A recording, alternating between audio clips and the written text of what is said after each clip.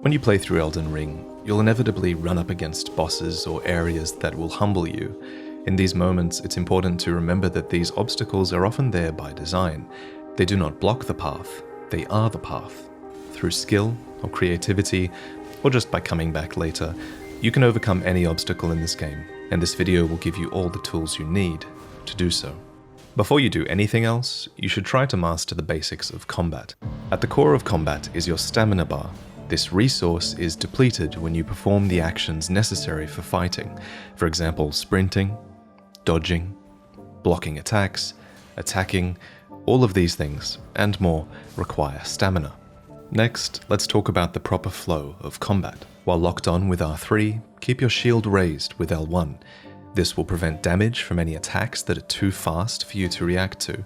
As you block them, your stamina bar will be depleted, so make sure to drop your shield in between attacks in order to regain that stamina faster. Now, blocking fast attacks often doesn't deplete too much of your stamina, but blocking slow attacks is often a different story, and a lot of them can easily break your guard, leaving you wide open. Thus, if you think you can anticipate a slow attack or a series of attacks, it's often better to roll through them instead. Rolls have invincibility frames that nullify all damage if you press the roll button around the instant where you would have been hit. And while this is more difficult to do than blocking, avoiding damage in this way is way more stamina efficient than just blocking. Oh, and make sure that you stay below 70% equipment load as well, so that your rolls stay fast and effective. As you fight an enemy, pay special attention to their animations and try to memorize their moveset. Over time, you will learn the best way to avoid certain attacks and where their openings lie. So learn to fight with a mixture of both blocks and rolls. As a general rule, you should block fast attacks and roll through slow attacks. By fighting efficiently in this way, you'll avoid damage and still have stamina left over to deal damage while the boss or enemy is left open. A new way to deal damage in Elden Ring is with guard counters, which are a core part of Elden Ring's combat and essentially allow you to weaponize your own defense. So shortly after successfully blocking an attack, you can retaliate by tapping R2 and performing a guard counter attack. These counters are extremely powerful. If you recognize an opportunity to safely perform one, you should. They deal great damage, and many lesser enemies will immediately have their super armor broken, opening them up for a critical attack with R1. But what is super armor? Well, it's an invisible meter that enemies and bosses have. It depletes when they take damage, and when you fully deplete this meter and break their super armor, you can perform a critical attack by tapping R1.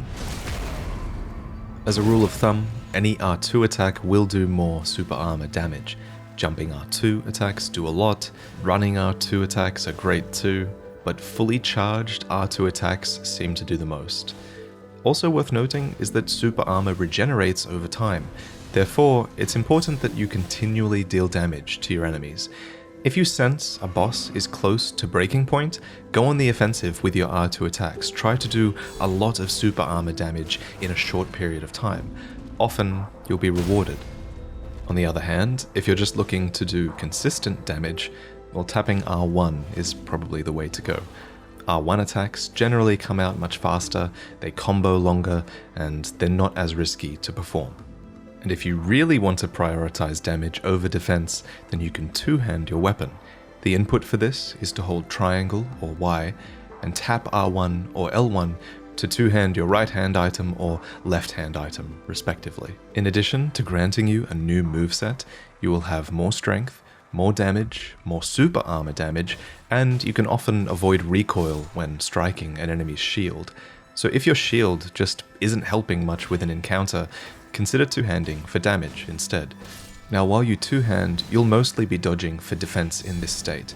That said, it's worth noting that you can still block while two-handing, and while you'll take some chip damage because a weapon isn't as good as a shield is for blocking, it's still a good idea to block in many situations, or at least to keep your guard up, especially if you want to utilize guard counters. Another offensive alternative to two-handing is power stancing, which can be achieved by equipping two weapons of the same class, one in each hand. With this, you'll get access to a special L1 attack that utilizes both weapons. Just like your R1 attacks, your L1 attacks do a combo of strikes and can be utilized in jumping attacks as well. Speaking of jumping attacks, they're incredible gap closers, allowing you to cover distance and queue an attack simultaneously. If an enemy is left open but you're kind of far away, just close the distance with a jumping attack and see how effective they can be.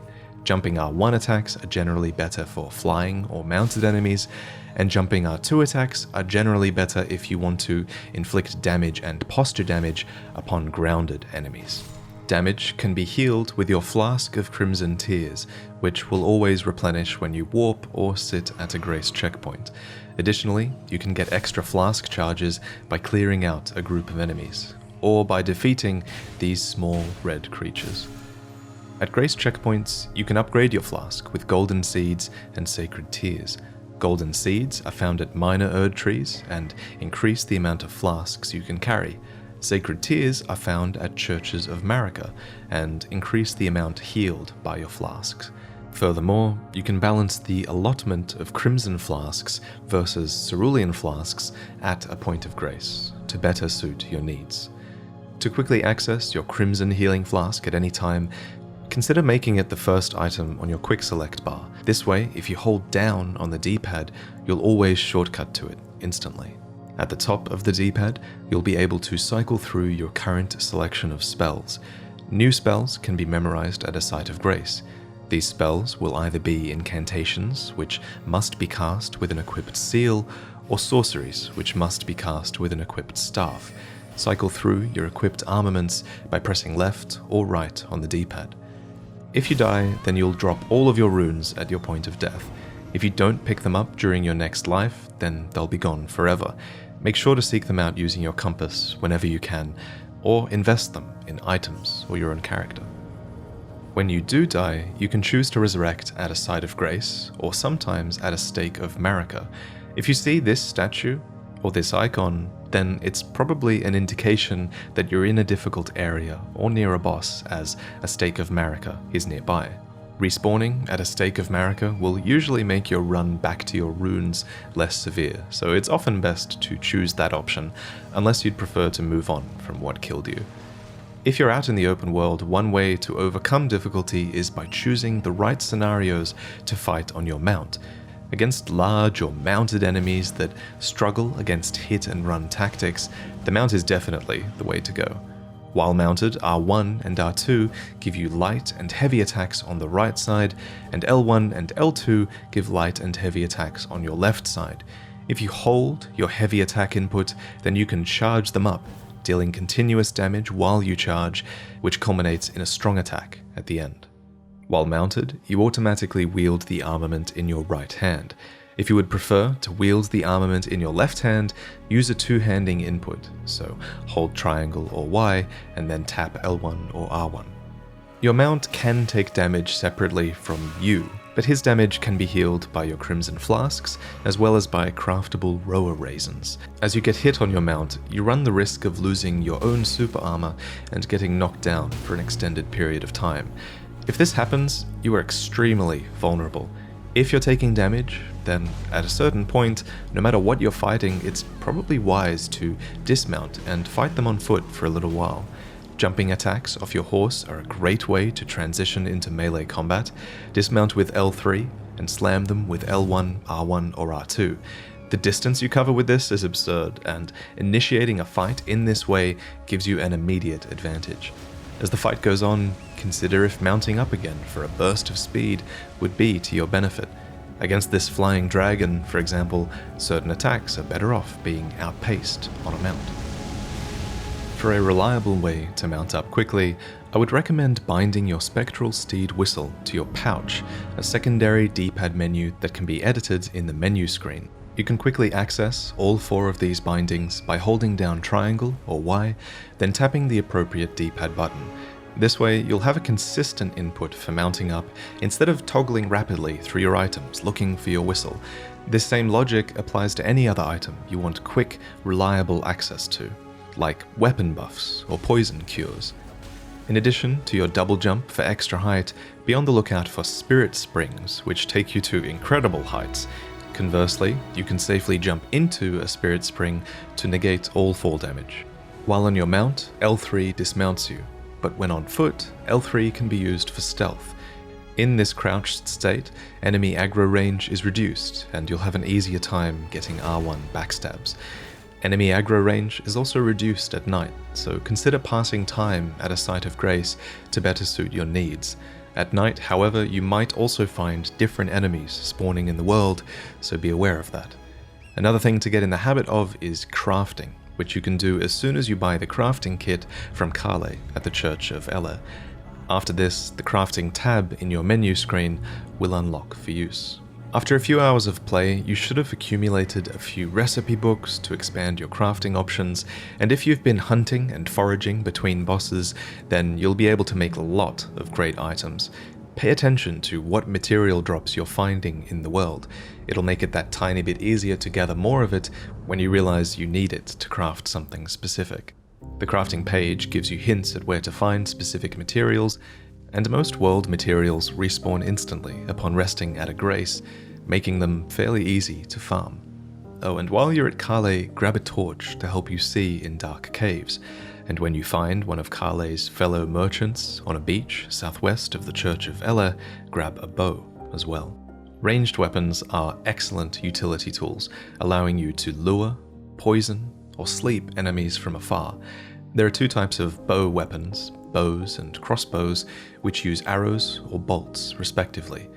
Enter precision aiming mode with L1 while two-handing the bow, and press R1 to fire the projectile in the first slot, and R2 to fire the projectile in the second slot. So thinking creatively with craftable items or using utility items like bows, that's a great way to overcome difficulty. But sometimes you might just feel like your damage is too low, and in that situation, you'll have to reinforce your weapon, which can be done at the Church of Ele at the smithing table. Here, you'll be able to get most armaments to +3 with smithing stone shards that are found throughout the world. That said, special armaments require other special shards, and to go beyond +3, you'll need to find an actual blacksmith. Alternatively, if you aren't happy with your shield, take a look at its stats. The most reliable shields are those that block 100% physical damage, but you can consider switching shields to suit specific encounters. The other stat you'll want to look at is guard boost. Higher guard boost means you'll take less of a stamina hit when you block. Upgrading an armament is a bit of a commitment. You can always find more smithing stone shards in caves and around the world, but these are fairly rare, so make sure you really enjoy swinging a weapon before you upgrade it. Of course, a weapon also has to suit your build. Your build is determined by what stats you decide to level at a grace checkpoint when you summon Melina and invest your runes with her. When you start the game, you'll have to choose a starting character.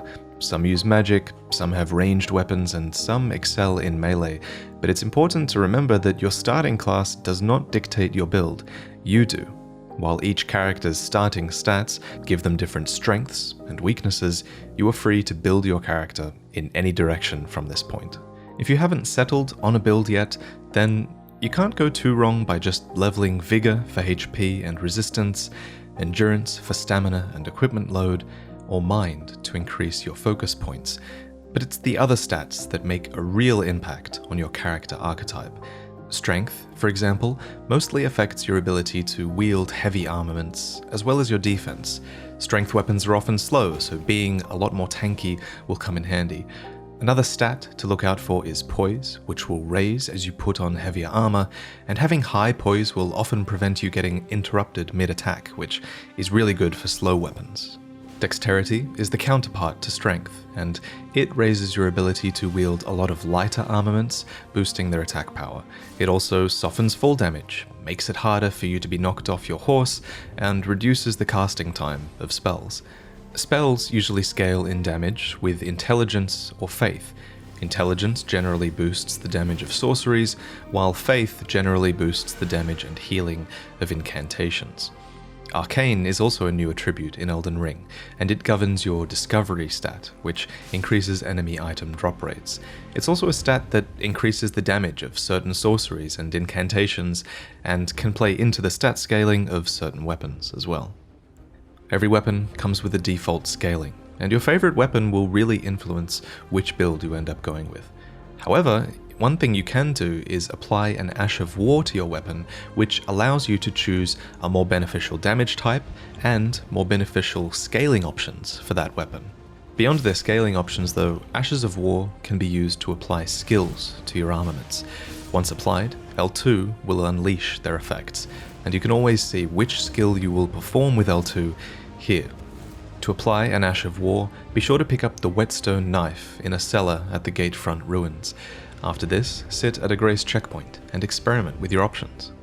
Often, these skills will default to your shield's applied Ash of War, unless you two-hand your weapon or use a shield without a special skill. These attacks are very powerful, and even require a small amount of focus points to use. Your FP is represented here in this blue bar.